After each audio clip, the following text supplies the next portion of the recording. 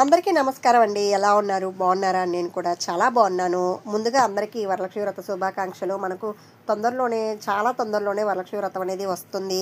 ఇంకా ఈ వరలక్ష్మి వ్రతానికి కావాల్సిన సామాన్లు ఏంటో చూద్దాము. ముందుగా పసుపు, కుంకుమ, బియ్యం పిండి, పీటలు, చాప, లక్ష్మీదేవి ఫోటో, ప్లేట్లు, గ్లాసులు, పంచపాత్ర, ఉద్దరిని, తట్టలు, టవలు. ఎందుకంటే ఇవన్నీ మనం ఒక దగ్గర పెట్టుకున్నామంటే ఒక 2 రోజుల ముందు ఇవన్నీ చూసుకున్నామంటే ఉన్నాయా లేవా అని చెక్ చేసుకుంటే, లేనివి ఏదన్నా ఉంటే తెచ్చుకోవచ్చు.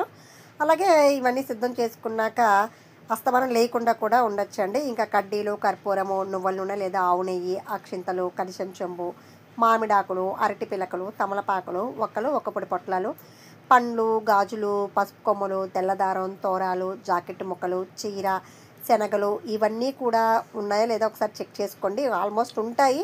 ఏదో ఒకటో రెండో లేకపోతే తెచ్చేసుకోండి. ఇంకా పువ్వులు 5 రకాలు అని చెప్తారు, కానీ మనకు దొరికినవి తెచ్చుకోండి. బెల్లము, హారతి ప్లేటు, గంట, అగ్గిపెట్టి, చిల్లర నాణేలు, ఎండు ఖర్జూరాలు, టెంకాయలు, పంచామృతం, తాంబూలం, జడ కోసం సవరం. అంటే అమ్మవారికి చీర కట్టేవాళ్ళు జడేస్తారు కదా, దానికోసం సవరం ముందుగా మర్చిపోకుండా తెచ్చుకోవడానికి. లక్ష్మీ కాసు, అలాగే వరలక్ష్మి వ్రత పుస్తకము ఇవన్నీ సిద్ధం చేసుకున్నాక ఒకసారి కూర్చున్నారంటే ఇంకొకసారి లేకుండా, వాళ్ళని వెళ్ళి పిలవకుండా, డిస్టర్బెన్స్ కాకుండా మీకు పరిపూర్ణంగా పూజ పూర్తి కావాలంటే ఇవన్నీ సిద్ధంగా పెట్టుకోండి. అన్నీ ఒక దగ్గర పెట్టుకొని కంగారు పడకుండా ప్రశాంతంగా భక్తిగా పూజ చేసుకోండి.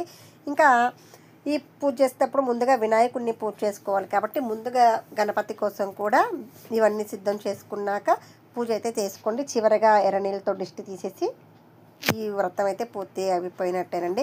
ఇంకా మరుసటి రోజు మనం ముందుగా కలశాన్ని కదిపి అది కూడా చేసుకోవాలి. అది నెక్స్ట్ వీడియోలో వస్తుంది.